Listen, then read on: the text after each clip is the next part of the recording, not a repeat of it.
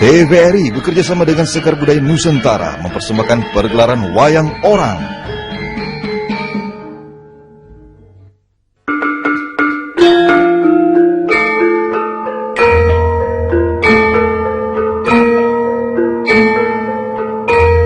Sinartan sesanti, ayu bagyo mulya, sawiko yukoto Sekar Budaya Nusantara.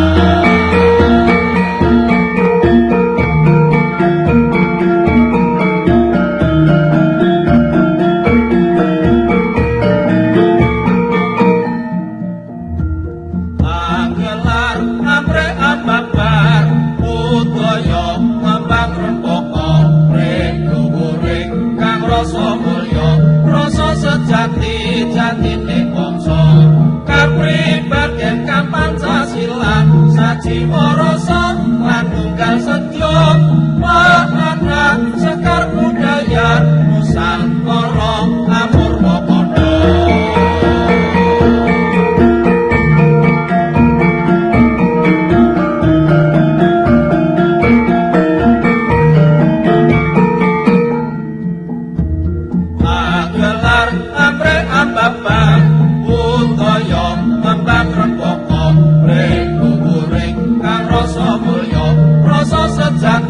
Jatine bangsa kapribaden kang Pancasila sajiwa rasa lan tunggal sedya wahana Sekar Budaya Nusantara amurwa padha.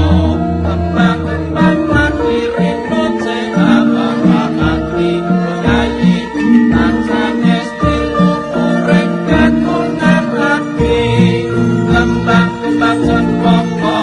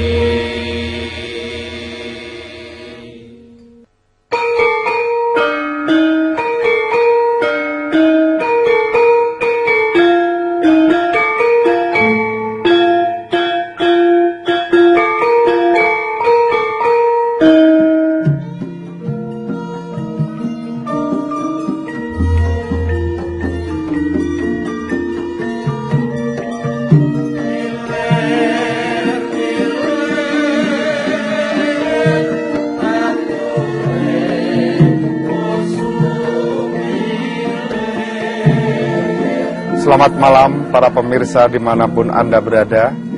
Jumpa lagi dengan Sekar Budaya Nusantara yang bekerja sama dengan Televisi Republik Indonesia untuk kesekian kalinya hadir di hadapan Anda. Pemirsa, seperti biasa pada malam hari ini Sekar Budaya Nusantara akan menggelar pergelaran Wayang Orang dengan mengambil cerita Semar Boyong atau Sekar Pudak Tunjung Biru. Dan untuk mengetahui pesan moral apa yang terkandung dalam cerita pada malam hari ini, di studio telah hadir Ibu Nani Sudarsono. Selamat malam Ibu. Selamat malam. Aduh, kayaknya enak nih duduk di kursi panjang ya Bu ya. Kita di taman. Langsung saja Ibu. Kenapa mengambil cerita Semar Boyong atau yang lebih penting lagi apa makna apa? Sekar Pudak Tunjung Biru itu artinya apa tuh Ibu? Saya ingin bicara dulu ya, karena Semar Boyong, Boyong itu kan dibawa ya, diambil lalu supaya dimiliki ya. Kalau Semar itu ada figur, yaitu penjelmaan dari Bathara Ismaya. Dia itu dewa yang ditugaskan di bumi untuk menjaga bumi. Dan Semar itu adalah lambang daripada kekuatan rakyat. Jadi ada pada dirinya itu adalah juga lambang daripada kekuatan yang atau kebenaran yang hakiki. Jadi apa yang keluar dari hatinya itu adalah hati nurani yang azazi, hati nurani manusia yang azazi. Dia selalu bicara atas nama rakyat kecil. Nah, siapa yang ditunggui oleh Semar, suatu negara ditunggui oleh Semar, itu adalah suatu lambang akan timbul kemakmuran rakyat dan langgeng. Dan setiap ditunggui oleh Semar itu kondisi keamanan, ketentraman, kedamaian akan senantiasa mewarnai negara itu. Jadi maksudnya Semar Boyong itu, Semar itu diperebutkan supaya karena itu pengaruh itulah maka diperebutkan. Dan kalau Sekar Pudak Tunjung Biru itu ya sebetulnya lambang dari Semar sendiri gitu, karena Sekar Pudak itu ada bunganya daripada rakyat. Jadi pudak itu bunga kecil-kecil gitu, tapi sebetulnya melambangkan rakyat. Seperti semut pudak itu. Semut pudak ya, semut pudak Den Astanyo itu ya di tangannya. Nah itu, dan Tunjung Biru itu adalah biru maya-maya. Berarti itu kelanggengan, itu kesejahteraan rakyat yang langgeng dan terus-menerus. Siapa yang ditunggui oleh Semar, dialah akan bisa menikmati kesejahteraan rakyat secara terus-menerus.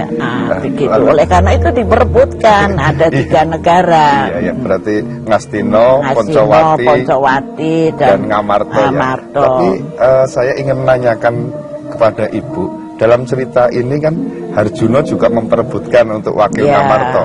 Tapi kenapa selalu didampingi oleh Kresna, toh, Bu? Ya, sebetulnya di mana ada Semar, di situ ada orang yang titising Wisnu. Sedangkan Wisnu itu mempunyai tugas mengatur dunia juga, begitu. Tapi hubungannya dengan Arjuna, Bu?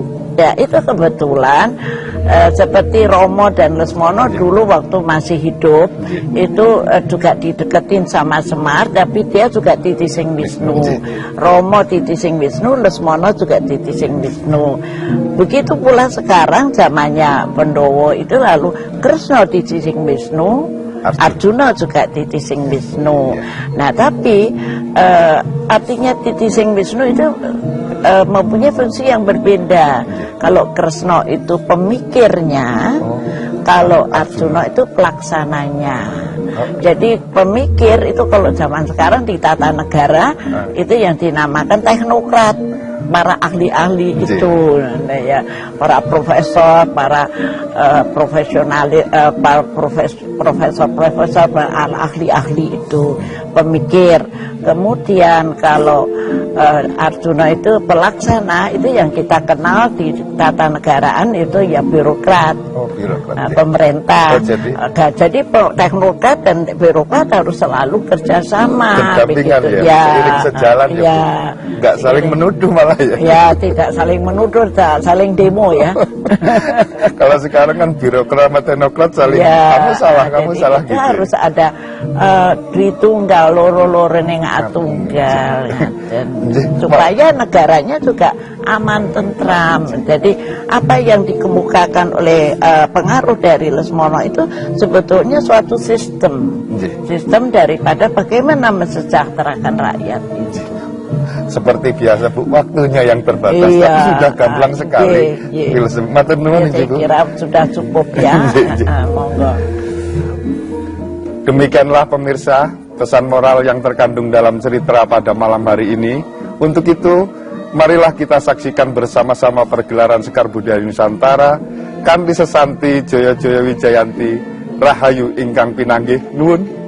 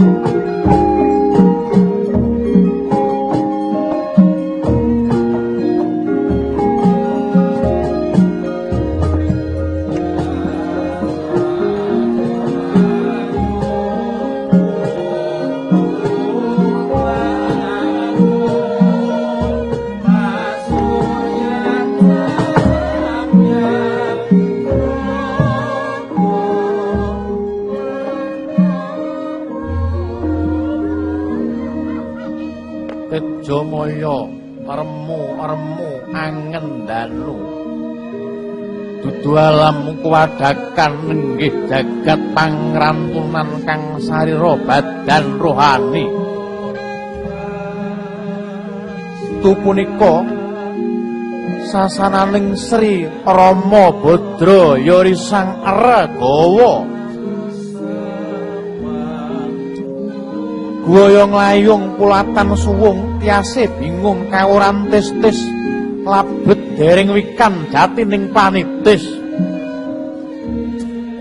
wimbuh jibeking manah karana tinilar sang jiwa minulya hanenggih Kyai Lurah Semar Badranaya mulat pasebaning Rai Raden Lesmana Widagda Twinarpati Sugriwa yang para wanara marmadoh ing awe anggo ngrinaketake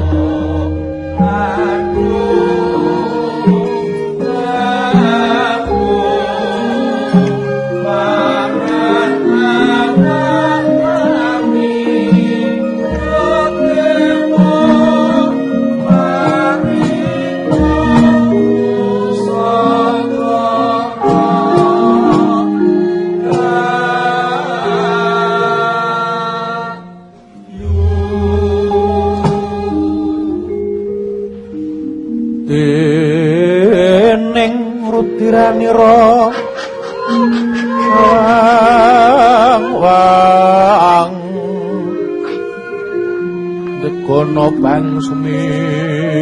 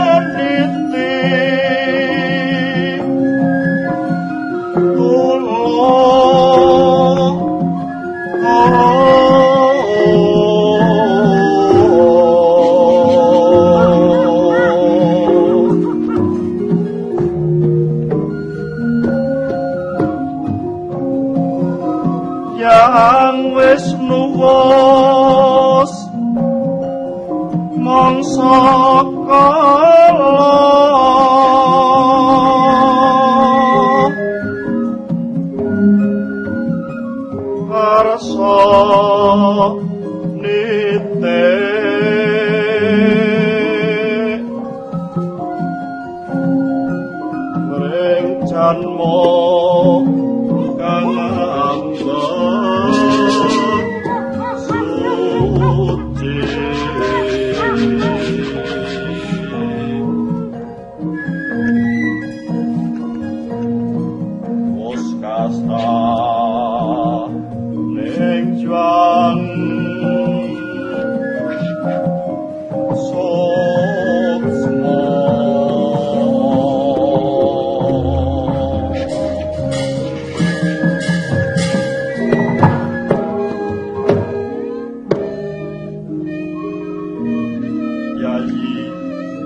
Yai Nerpati Sugriwa. Kawula nuwun wonten dawuh pundiku. Daurukan tumempuhing praja Pancawati yektine tan bisa sirna. Kalamun Pancawati ora kacondhokan sang pamomong Yayi. Saestu mboten sisip dawuh pundika Paduka. Bilih sasone negari Pancawati dereng saged mendhuh. Awit panandhanging para kawula ingkang boyang baying ketaman pagebluk mayang ora. Mboten namung panandhanging janma kapara kewan iwen-iwen sedaya kenging sesaged awis buka wastra kawimbuhan Durjana ingkang mangombro-ombro sedaya nilar ukuming praja sedaya kala wau ndadosaken tintriming negari miwah para kawula namung kemawon sinuwun ketang cubluking pemanggih kula dereng saged nampi dawuh Paduka ngendikaken bilih pamong ingkang badhe damel katentreman lajeng ingkang Paduka kesaken menika sinten sinuwun? Yai Nerpati Sugriwa. Dun. Mestine jeneng sira wis bisa niteni. Pagebluk miwah dauru kang tumempuhing praja Pancawati kawiwitan sause Pancawati koncatan Kyai Lurah Semar ya Badranaya. Oh, mula kang iku Yai Sugriwa lan jeneng sira Yai Lesmana. Apa Prabu Kadus? Sira saklorono aja wedi kangelan. Dina iki upadinen ing endi dununge Kyai Semar Badranaya. Kalamun wis pinangjo enggal boyongono kundur ring Pancawati. Yaiku margane Pancawati bakal ayem tentrem bali kaya wingi uni Yayi. Terang dawuh Paduka Prabu badhe kula estaken. semonten ugi kula kepareng nyuwun pamit ngupadi Kyai Nayantaka sinuwun. Ya Kyai Sakloron. Duga pangati-ati aja kongsi keri. Sun balang puja mantra muga bisa lebda ing karya Yayi.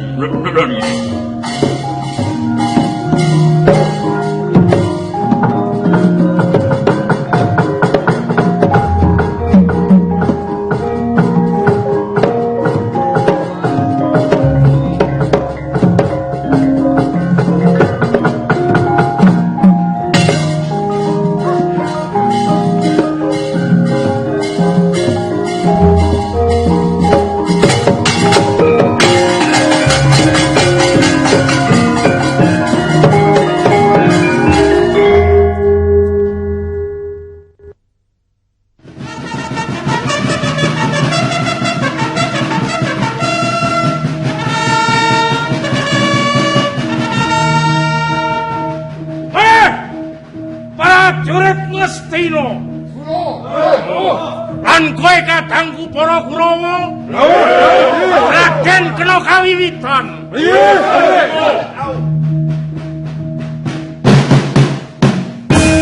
Kanjo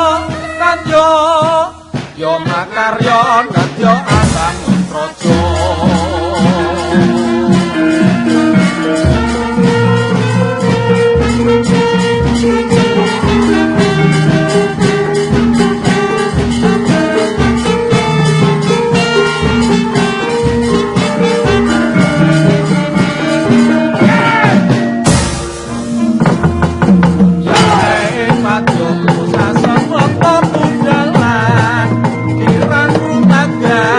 Umraku tuman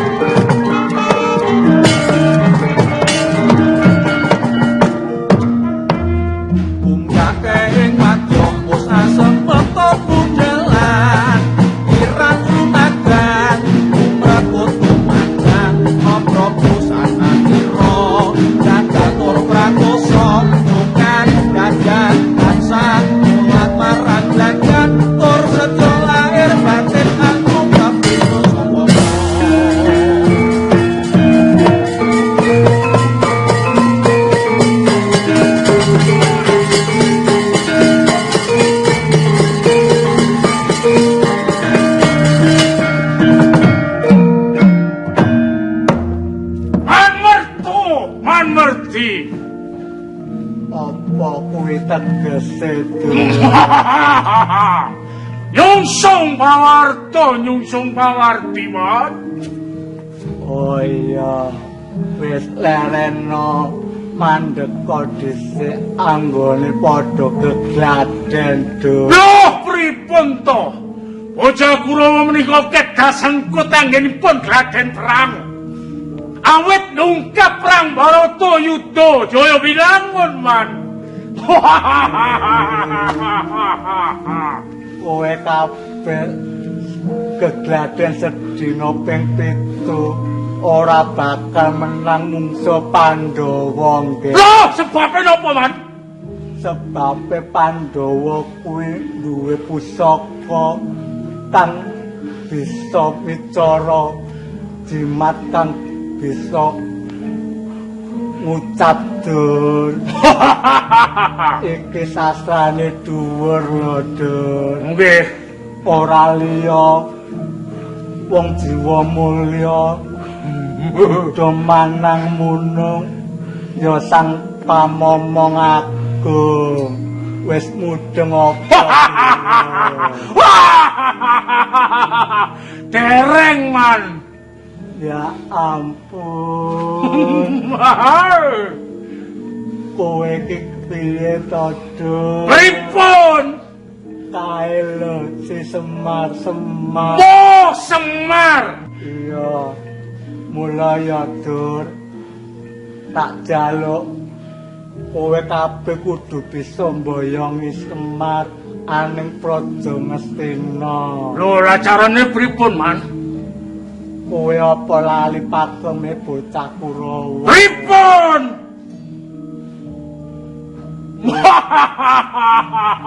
Wah, niku gampang. Bagus, yen ngono aja kesuwen ayo budal ana klampis ireng, Dur. Dijarani iki? Iya. Di? Ayo, kita ndereke jengare Maman Haryo.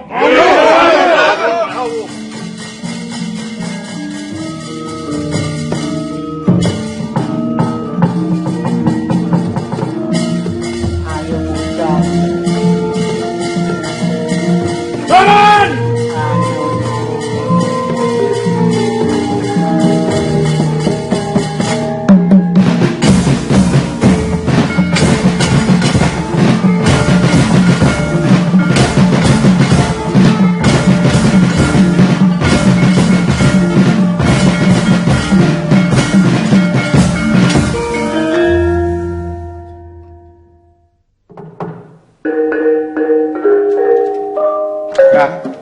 Joget ya.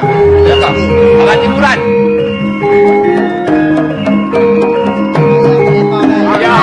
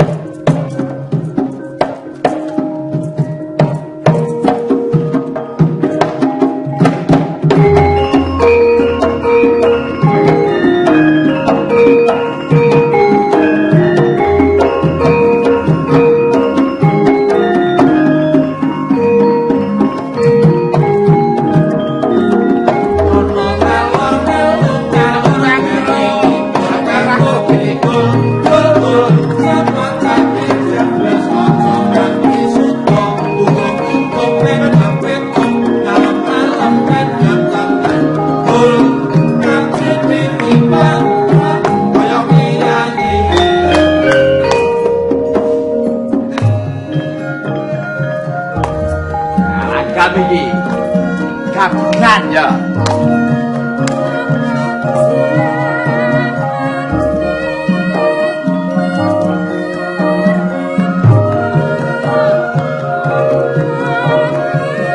Apa wis zamane wong urip kumpul kawan. Melu. Supaya sinten-sinten ono ya.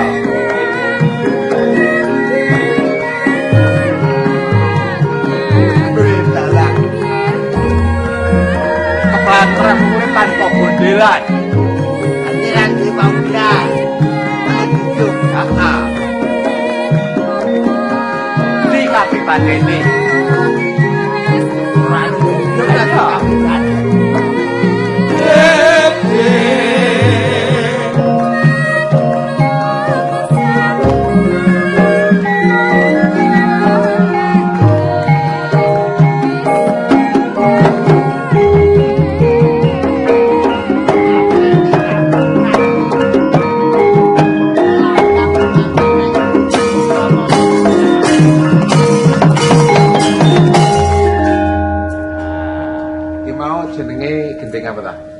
bawang merah, bawang bawang.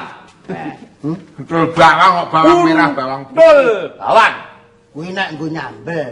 Nek nggo bumbu lodeh ya bawang merah, bawang putih. Lho, iki aja mbok eyeli judule kuwi lho. Sing gawe iki Mas Bono ae lho. Untul bawang kuwi wong ra adek-adek. Kayak ngalor melu ngalor, melu ya. Idul, melu ya. Heeh, pacake dipadak-padake men pas. Ngelem-ngelem gen ketengen gunggung-gunggung ben entuk etung. Saiki nek ra ngono ya ra mangan. Piye? Mangan kok. Nek ra ngelem-ngelem ya ra mangan. Kuwi sing nyipta sapa? Mas Bono. Jupuke kok aku kok kuwi. Dadi Tenane. Jupuke iki kok aku dadi iki sok njupuk dagangan kok nggonku ngono lho. Oh, tak kira nek kowe gawe gending. Bisnis kuwi. Bisnis ki saiki 75 nek eksekutif ke pira ya 120. apa kuwi? Apa kuwi apa hitungan apa kuwi? Kereta api mata kira ku lho. Mata remaja apa mata kira kuwi? Rapa kowe. Guyon. Apa? Romo nek kebrebeken gak iso Rama ki wis ra iso apa-apa saiki. Kuwi aja ngono to. Ora tau ngantor. Susah. Heeh. Grewong arep kebutuh apa-apa, rakyate iki, Kelurahan kene. wis ra tau kepethuk. Lurahan Karang Kedempel. Iya. Terus Mangan kayane wis angel. Stempele Romo kuwi ora kena dienggo. lho, Toke desa ki mangsine wis entek. lho nek entek piye? Lah mbok ora metu toke kok. Dadi ya kur tatok-tatok ning ora tau metu mangsine. Oh alah. Kowe iki ra nyawang kok nek mangsine iki ana. Wong Rama ki kayane awake ora kepenak lho kaya. Iya iki perang-perang dina iki kok piye lah terus bakale kira-kira kelurahan kene iki terus piye kaya? Ya sapa nek kok sakmene kae putrane Rama ki sing berpendidikan ra aku tok. Lah. Wujudmu kaya ngono. Iki nek ora disuli. Heeh. Iki rak mesake para rakyate. Ora kawula. Heeh. Wingi ana wong pegatan golek surat rene akhire tak lungsur. Lho, Apane? surate. Ora ya bocahe sing arep dipegat. Alah. Cilaka tenan. Kowe iki dadi adek-adek kudune. Neng kene iki suliye Rama. Ya tenek Rama kaya ngono kae awake dhewe ya nyuli. Iya, ning terus saiki upamane. Upamane Rama ki wis ora iso ngantor ya. Omonganmu kok aja teko ndi-ndi to. Ora teko ngendi-endi wong-wonge wis kaya ngono kae kok. Cek ketapeti pambekane jare. Kowe Rama ora iso apa-apa. Kowe iki ngapa to, Gong? Ora nemu. Kowe unine Rama mati lho. Sing ngandake mati ki sapa? Mati iki sapa? Aku ora boleh muni Rama ra iso apa-apa. Aku kuwi disaguh tukane kathok.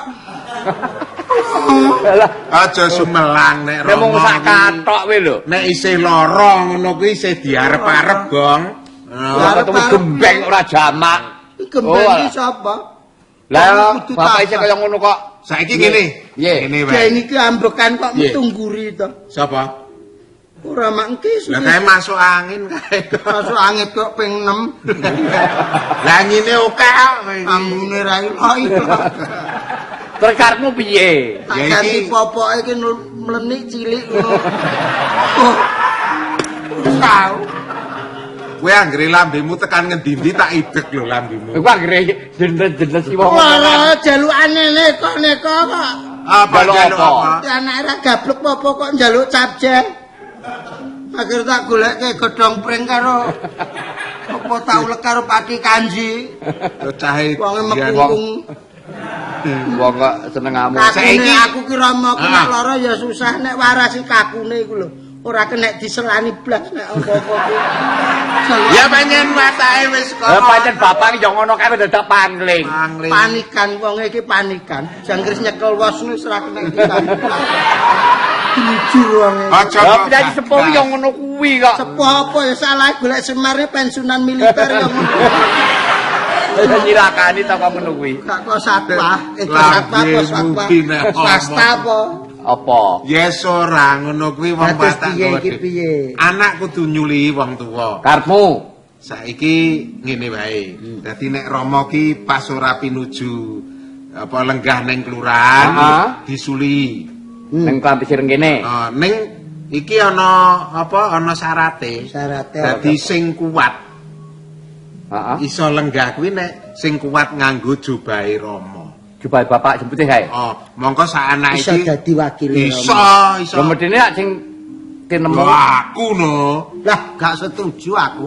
Lho, apa? Wakil lurah kok kira iki kok iso ndelok tulisan. Kok iso ndelok tulisan.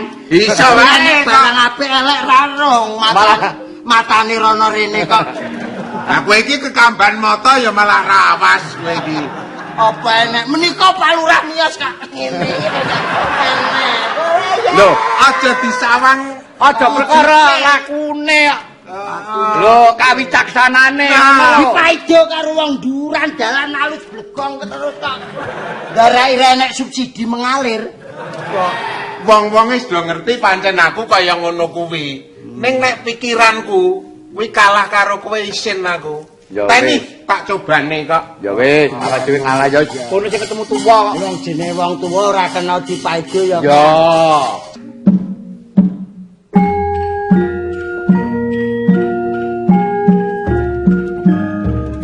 Pokok Pak Lurah. Pokok Pak Lurah.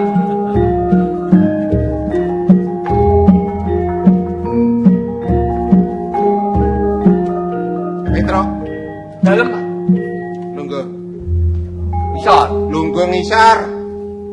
Ngadep nang ngarepe wakil lurah. Ngisor. Ki lurah kok tukang cukur. Dijubahi Rama. Bagong kono. Nggih, Pak Lurah. Aku lurah Karang Kedempel. Nggih. Nggih. Sing nguwasani Karang Kedempel. Nggih. Pak Lurah. Rega gula diundhakke. Nggih. Tindakke pripun? Diundhakke regane. Oh nggih. Kasile desa ben akeh. Oh nggih, nggih. Care Nggih. rondo Karang Kedempel ana pira? Lah nggih kathah. Lho, disensus. Care kudu ngerti. Oh nggih, nggih. Pira kira-kira? Nggih kinten-kinten nika wonten menawi sak mireng kula enten 6. 6. Nggih. Isih 6-6. Nggih, sawetawis wonten ingkang kemrampu. Sing tuwek ora usah dicateti. Nggih. Sing enom klumpuk rene, engko dhuwit undak-undakan gula disetorke nyakaku. Nggih. Randane digoneng kelurahan. Nggih. Arep tak rap. Lho. Ora kuat wong jubahi Rama kok. Jubahi Rama warga tuntun kana. Ayo kono. Wong jubahi Rama dadi lurah. Nyenengne wonge urung wis goleki rondo barang. Piye rasane piye? Rasane piye, Kang? Nang kene klebyur ngono. Perkara jubah kuwi meng. Heeh, perkara jubah aku Saking sektine apa saking tengike, Kang? saking tengi. Ngono jubah iki nek Petruk piye? Lah iki Wana Petruk. Kantongke Kang kantongku. Oh, Ya abdi. Kuat ya? Abdi Kuat. Madukara ki najana piye? Cerdas kok Dek. Lah kae Wah, Dek. Keton gagah tenan. Wah, Dek.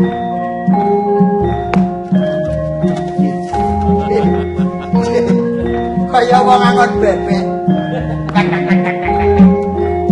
Nggih, Pak Lurah. Nggih, Pak Lurah. Pantes tenan iki. Ih. Dadae cangkeme bisu saja. manut wae wong iki lurah. Nek ra lara untu. Wong ranti untu. Ya ora lara, ya mung kemeng tok. Nggih. Napa Garing? Kula Pak Lurah. Wektu iki sing ngasta kawulan Karang Kedempel minangka kesulih saka panjenengane Rama Semar. Nggih. Ora liya mung aku. Nggih, nggih.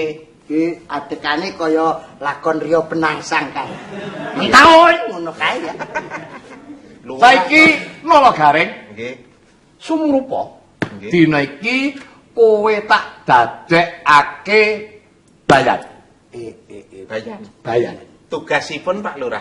Tegese bayan kuwi sok senenga tinjo karo para kawula mbok menawa nek eneng rubedane kowe ndang agi-agi lapor karo Pak Lurah. Oh nggih, sendika. Nggih. Kula kok pusik. Nggih, Pak Lurah. Nek panjenengan ingsun ki urung paring dawuh, sira aja gambleh. Aja wani-wani kowe karo Lurah. Nggih, nggih. Kang Slira. Kang Slira para-para. Pak kok Nggih. Kenging cokor panjenengan, Pak. Bagong, Nggih. saiki kowe dadi RT. RT, Pak Lurah. RT. Nggih, tugasipun Lho, ambakmu sak RT. Nggih. Mulya dhewe iki RT iki nek ning desa, kuwi jantenan, kuwi pagawean sing mulya. Nggih. Belanjane ora sepiro, nek perlu malah rentuk blanja. nggih. Ya toh? Nggih. Ning Penak. malah kuwi sing resik. Nggih. Ya, Nggih, Pak Lurah. saiki kowe tak dadekake RT, gawehamu Napa? ya kuwi nyacahke bayi lahir. Yang meteng-meteng diplototi nggih, Pak. Lah, nyacah bayi nek ora enek bayi ora sing meteng tak plototi. Bentang enek bayi. Mati lho. Mati ora penting bayine enek. Bayan gareng. Nggih, nggih. Aku Aku saking semangat ndek lurah anyar iki lho. bayan dhewe kok. Aja kaya Yo. ngono ta. Kene lungguh. Nggih, mriki mawon kursine kono karo kene. Ya. Nggih. Begandring. Pripun Ya. nika RT Ya, ngerangkep mudin. ngrangkep mudin. Nggih. Ya. Ngurusi wong mati. Ngurusi wong mati. Ora apa-apa. Ya. Benjing kula caosaken benyan kalih mbok bilih kagem sarapan Pak. Oh, gareng. Nggih kula Pak Lurah. Ya. Mudin. Pangane ra enek kon ujubne wong mati terus. Nek sing mati lanang ra apa-apa wedok isin aku. Golek lurah liya. Pak Lurah pun nesu. Nggih. Bayan gareng. Nggih. Pajeke kene iki piro? Pajak menika 2% Undakno pinten? 40. Lho sing 20 nggih napa? Butuhe kok ora kena takon dhisik. Oh nggih. Kebijaksanaan iki. Kok oke men. Wis to, 40%. Oh nggih. RT, Nggih, Pak. engko nek ana wong lairke. Nggih. Nek wong Ikan lair, lebet melih, Pak. Hah? Sing badhe medal dilebetaken melih. bocah lair kuwi mestine kok ora dijalukake layang kelahiran yang kelurahan. Nggih. Padatan bayare piro? Gangsal ewu. 5.000. Nggih. Dadekno 15. 15.000 kok dilebokke neh. Tambah 15. Ora. Dadi ditambahke 10.000 dadi 15. 15.000. Nggih. Nah, Nggih. engko nek asile wis mlumpuk, Nggih. iki bakal tanggo dandani omah. Omah kuwi sing kono kae. Nggih. Sing Cok. Oh. Iki wah aku mati. Kang. Aduh, nangise jalan karo dagelan beda. Surem dewan. Dagelan ya kublak nek dalang kok suluk.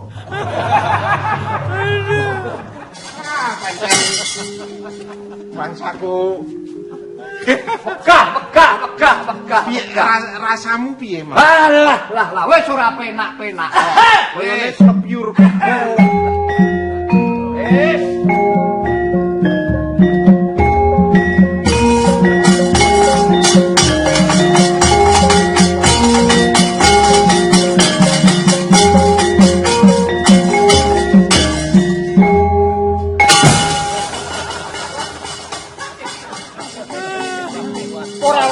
Aku ora apa. Gaje tengesan kowe. Garak iki. Enggak, betul weh. Nggih. Kono weh. Garang iki. Petra iki. Aku ora apa-apa, aku ora apa-apa. Terus iki bahaya iki coba iki terus. Aku ora apa-apa.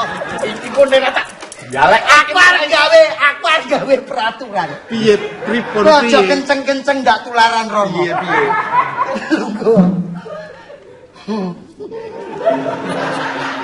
Malah dilani, Gong.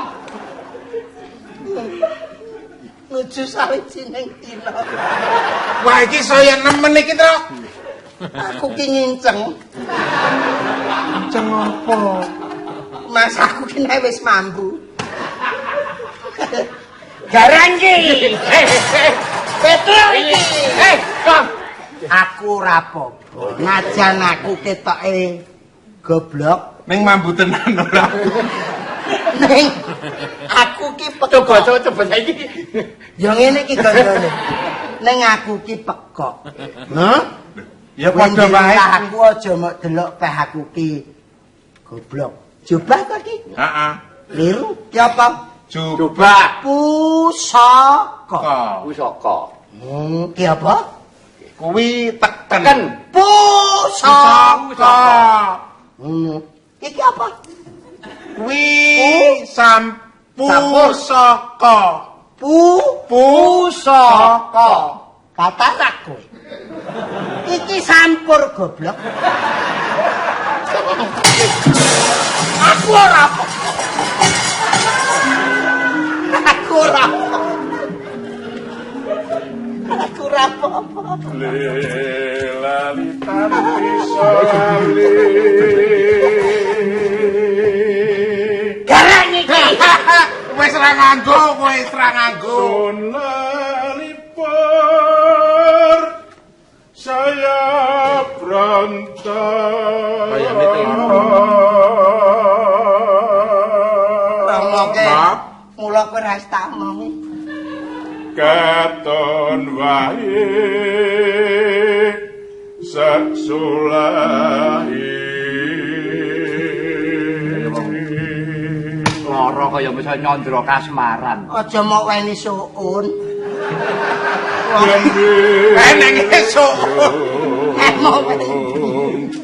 Wah neng tawa.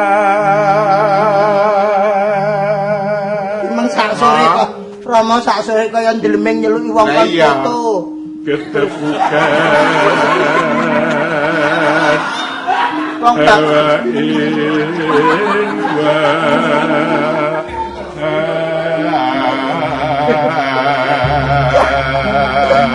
Wah, jan terus ta wedok kok tangane to Kembang sajane. kambing rejo kayu. Eling ma. aku ngesare sok nek pikun kowe ya ngono. Dalam kesulai diko. Piye nek ngono kuwi piye coba? Lah kowe sore mau kok. Lek golek-golek aku karo ora kabeh Sore. Wong enek mahasiswa jere njaluk foto mayare namane dagangan. Ya iki. Kowe iki ngapa to ma? Ora sak. Oh. Iki tomo lenggah sing keperak tomo. Kene. Klebon baku apa piye? Wis ora emoh udut barang kok saiki kok. Piye po tak sangoni apa piye golek cedak-cedakan kene apa piye? Timbangan. Kowe wis kangen to Rama? Kowe iki ngopo? Piye rasa digalih? Anggareng kuwi awake dhewe iki eling, Gong. Yo, bapak ki wis puh diperak kudune di maneman. Iki keguyonan. Arep dikaya ngopo? Sapa to wong sing ora ngerti karo Kyai Semar? Saiki nek anak-anak iki ora memundi, apa ora isin? Kepunden Pandhawa do mundi-mundi. Sapa sejatine Kyai Semar? Sapa to? Semar, sing Semarang Rahayu. Sing gandrung karo ketentreman, gandrung karo kerukunan.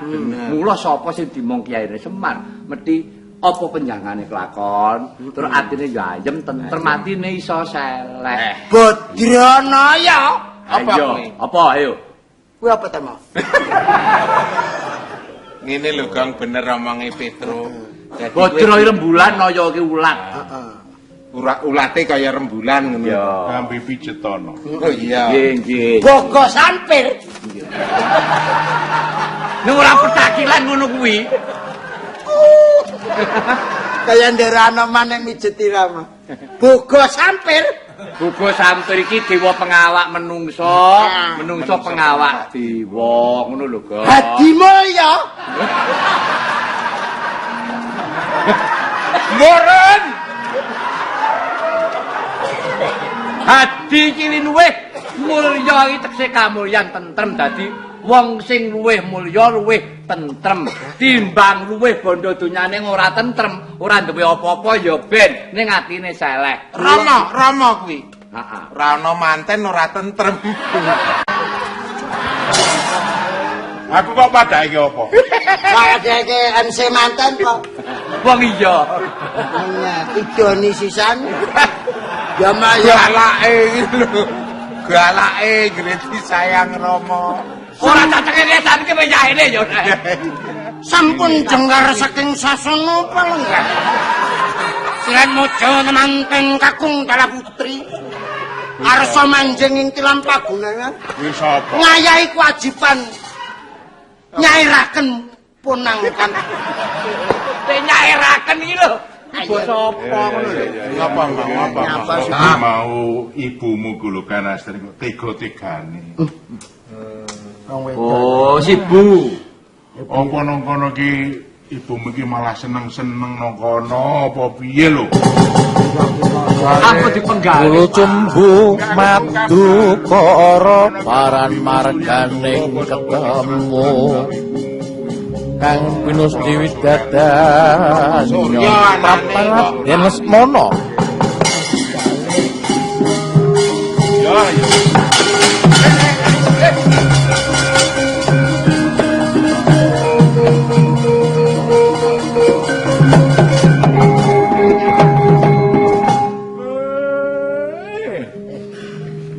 Sadulita Ndara kok janur gunung rawuh teng Klampis Ireng.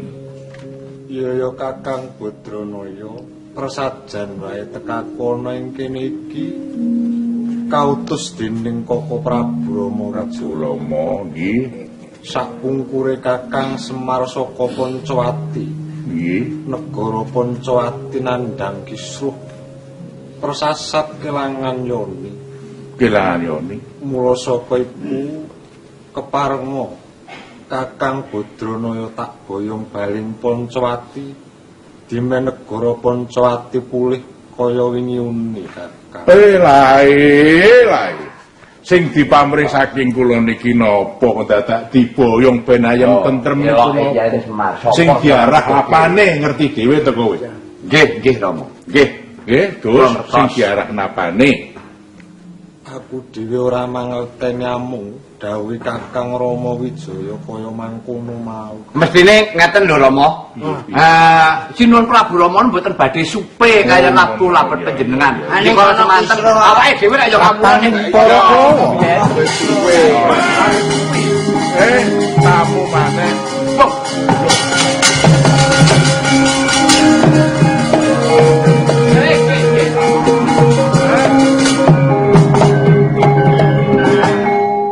Ngaturi sugeng to, Ndaropati. Ya mergo antuk puja lan pujimu aku ora ana alangan sawiji apa. Oh, ngaten. Alah mulane prenjak iki ganter ketemu esuk. Pitik cilik do tarung sajae do pangling niku akal tamu kaya ngene. On kersa napa? Tekaku aning Klampis Ireng, aku kautus sinuwun Suyudana kene mboyongi Kakang Semar bakal dilenggake aning Praja Ngastina. Mangkang anggro sumbar Sewu, Kyai. kunjing Pun sewu. malbu kuntur ketok.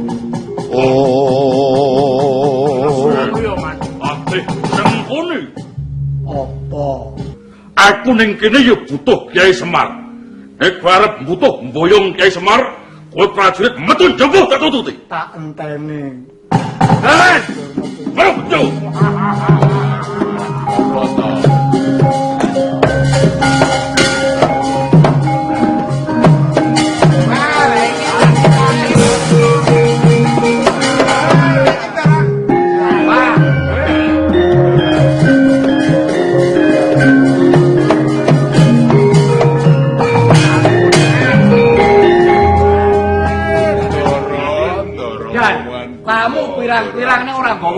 apa kabeh? Iya Kakang Inggih rawuh wonten kersa napa, Den? Iya Kakang Semar. Wektu dina iki negara Ngamarta katiban coba. Iki. Udan salah mangsa lindhu pimugunjing. Nggih. Lan miturut wangsiting dewa mung Kakang Semar kang bisa nyirep reretu mau. Kyai Semar meneh. Ora enak sing jalur nang 14. Lajeng kersane kautus Koko Prabu Puntadewa. nggih. Kinen boyong Kakang Semar tumuju ana ing praja Kakang. Ngoten nggih Gus, kula atur prisa. Sing ajeng boyong kula niku wau sonten utusan saking Pancawati saking Ngastina. Ngoten? Mula kae pisan sik do kerengan kae ora ku dadi apa kae? Sik, lah iya. Ayo pisan sik. Ora yo ayo.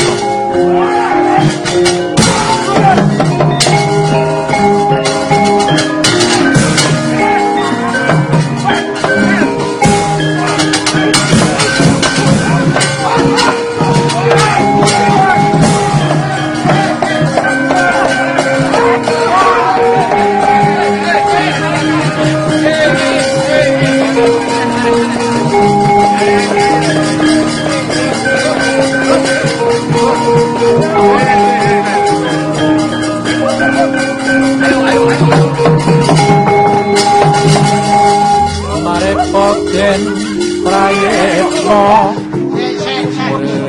kuambale tityone kondaya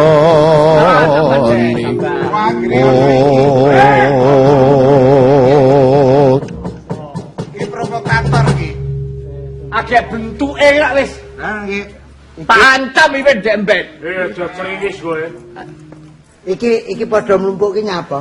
Dum-duman. Gua mau kabeh ki mau apa? Ora iki. Lah sakmene kene kareke dempel kabeh ngentekne jatah iki. Sabar. Aja para munyuk-munyuk. Oh, wis tenan weh. Wis ngino munyuk kowe. arep nemu lelakon iki. Nek Petruk wis wani ngelokne munyuk. Lah piye? Iki sione monyet lho. Ngopo? Sio monyet ngopo? Sepi wengko. Aja ngampe ngelokne kethek dina iki sio monyet. Ora mandi. Ngene lho, Tru. Kowe aja sembrono. Nggih. Ambak kae kethek. Heeh. Ning iso tata jalma. Lah kowe menungso ra iso tata kethek. Ora pinter kae. Oh iya ya. Lah iya. Nek iki mere pinter kok. Piye? Ora muni. Muni. Nek kethek munine ra muni kuwi. Ya poh-poh. Mangkiriun lajeng matur tengersane Ndoro Pati Singguni, Ndoro Kularjono kalih Ndoro Lesmana. Ki sitok pira ngene iki? Semuanya ya. Sabar. sabar rumangsa. Wis. Lah kereng-kereng. Angger nggih, sabar Den. Kula ajeng Sampai bingung debokku ki ndi. Mantep nang ndi. Ngeten nggih, Ndara. Kula matur. Kula purun diboyong sinten mawon. Ning kula nyuwun bebono. Kula mboten kok milah-milah antara sugih miskin sing derajat pangkat mboten. Ning sak sintena saged mujudake Sekar Pudak Tunjung Biru niku mangke sing kula dereki. Ya.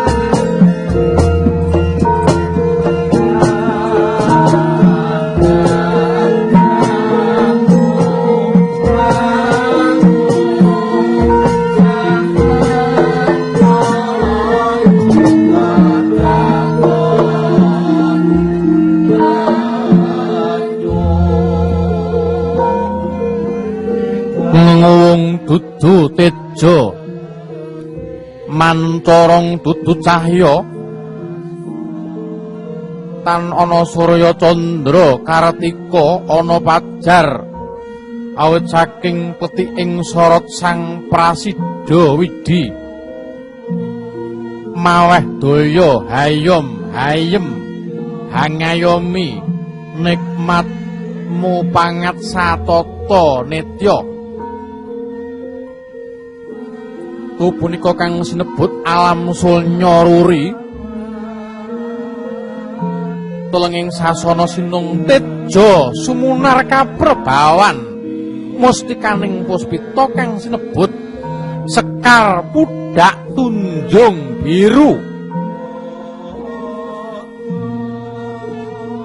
awit dadya sengkraning gaib marmori neksa widodari kasuwargan ingkang abadan rohani kang kekadar hangayomi kanang Sekar Pudak Tunjung Biru yang lunging gadung malengkung lir kareksan pindha keswa lukar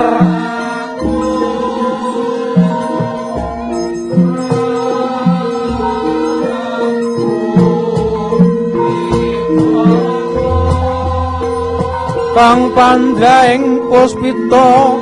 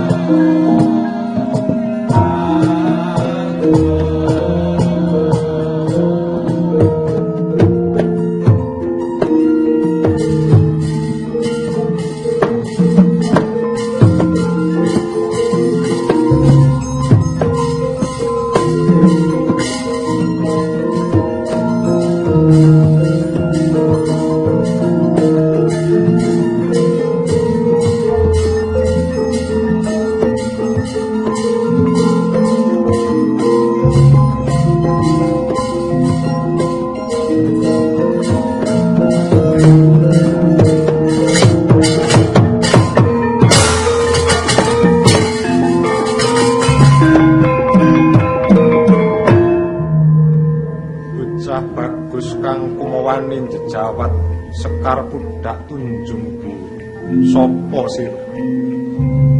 Panengah Pandhu Raden Arjuna balik jeneng sira sapa kisana? Kadang nata ing panca ati Raden Lesmana Widagdo. Arjuna gage sumingkira saka papan kene. Ora bisa. Besok darbe usaiki on darbe. Yen ngono, kelakon sirna dening aku kowe Arjuna.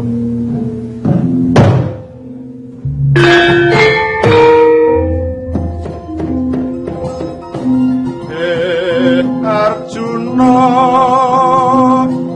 ulungna sakarmi noya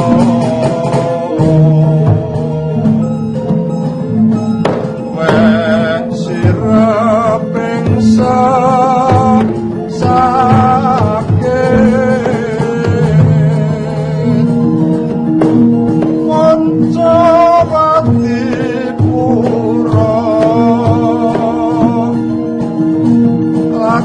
nandang cintraka Dahlas manasanku kuwi Pudak Tunjung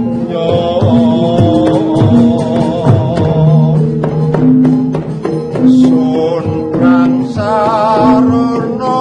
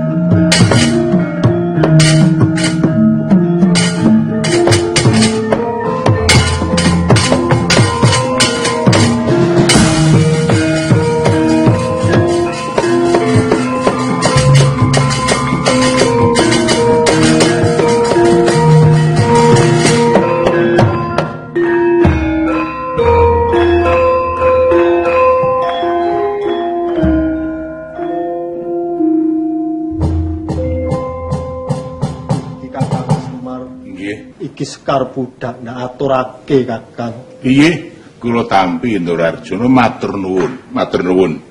Nanging kawuning ana menika namung sekaripun dereng janggep kalian wadhahipun ya menika Tunjung Biru. Pisan malih menika dereng janggep. Iya ya Kakang Badranaya. Iye. Yen ngono tak pasrahke kembang Tunjung Biru pinangka jangkep. Oh iya lah niki sing namine Sekar Pudak Tunjung Biru sampun janggep. Nanging gandeng Ndara Arjuna dereng saged leksanani janggepipun bebana. Semanten ugi Ndara Lesmana ugi dereng saged pramila kula mboten saged nderek sampeyan kalih sampeyan ngaten. Kakang Semar. Iye, Ndara. Aku njaluk pangapurana lelakon kang kaya mangkene. Iye. Bot-bote tinangisan Nyai Prabu Puntadewa kang supaya mboyongi Kakang Semar tumuju ning Praja Ngamarta. Banjur utusan Yayi Arjuna. Sak bisa-bisa aku kudu njampangi lakune Yayi Arjuna Kakang Semar. Ngaten. Nggih. Kakang Semar. Dos pundi Ndara Rama? Aku pitaya yen to jeneng sira Soraka Samaran lakon kang dumadi ing Pancawati. Piye? Banjur aku utusan marang Yai Lesmana supaya mboyongi Kakang Semar. Iya. Yen to Kakang Semar ora keduga cumandha ing Pancawati selak mesakake para kawulan ingsun, mula Kakang dina iki sira sun boyongi Pancawati. Ih, ngaten Ndara pepunden kula sedaya mboten perlu berdondi sami congkrah rebadan-badan kula. Cobi kula aturi mresani kedadosan saing menapa Sekar Pundak Tunjung Biru menika.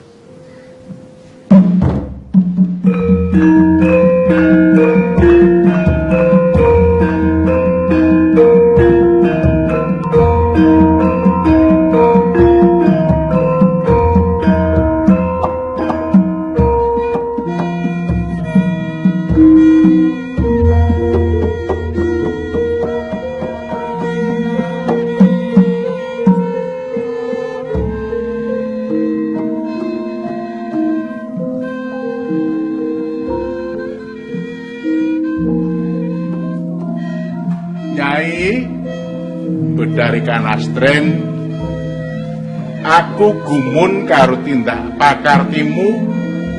Kini lawas kuwi ninggalake aku. Sebab apa?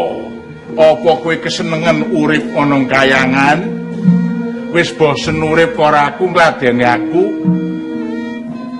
Boten kok Kyai. Kula wujud Sekar Pundak Tunjung Biru menika injih namung awit saking kersanipun Sang Hyang Wenang. Kersane Sang Hyang Wenang. Nuwun injih Kyai. Apa kersane Sang Hyang Wenang? Sedaya menika nemu suraos Kyai. Jagat mangke. Iya. Badayem tentrem. Menawi sedaya titah purun nindakaken rahing Subasita miyang Kramaniti. Tan koncatan jati dirining bangsa. Iya. Jagat Kisra marga tata susila sampun dipun tilang. Budi pekerti sampun boten dipun wulangaken. Welas asih sampun boten dipun paring. Iya. Saben manungsa ingkang dipun udi menika namung indak ing brana arta Kyai. Pramila negari menika antuk pelaking Gusti. Iya. Saha kanugrahaning Hyang Manom. Menika sedaya dawuh saking Sang Hyang Wenang menika mekaten Kyai.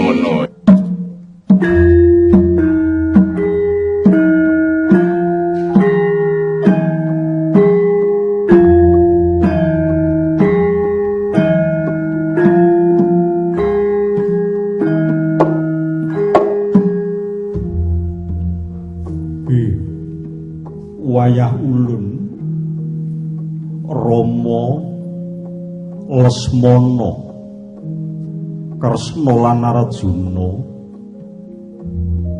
jeneng ulun sejatine Sang Hyang Wenang ingkang manuksma marang Kaki Badranaya mara padha mirengna sabda ulun Sekar Pundak Tunjung Biru iku tegese mangkene kembang budak iku yekti panguripaning kawula alit lair terus ing batin dene Tunjung Biru mono werdine lumintu widodо lestari banjur Kaki Semar iku lambang ketentreman lan karahayon mula kang saka iku kulup Kyai Nayantaka aja dienggo rebutan wis tumeka titiwanci Kaki Prabu Rama manitis marang Sri Kresna dene Raden Lesmana manunggal marang Dhyana Arjuna Sri Rama ora bisa pisah kelawan Lesmana semono uga Prabu Kresna lan Arjuna loro-lorone ngatunggal padha dene titis Wisnu. Rama lan Kresna kajibah ngasta kendali dene Lesmana lan Arjuna ingkang nindakake dharma. Lamun kusir lan kreta jaran wis sajiwa raga, ya ing kono bakal mbabar katentreman lan karahayon. Sabab rodaning panguripan bebrayan agung bakal kacukupan ya lair ya batine langgeng selawase. Wis ngger ula nedya kundur makayangan dene Kyai Lurah Semar Lestari momong para Pandhawa.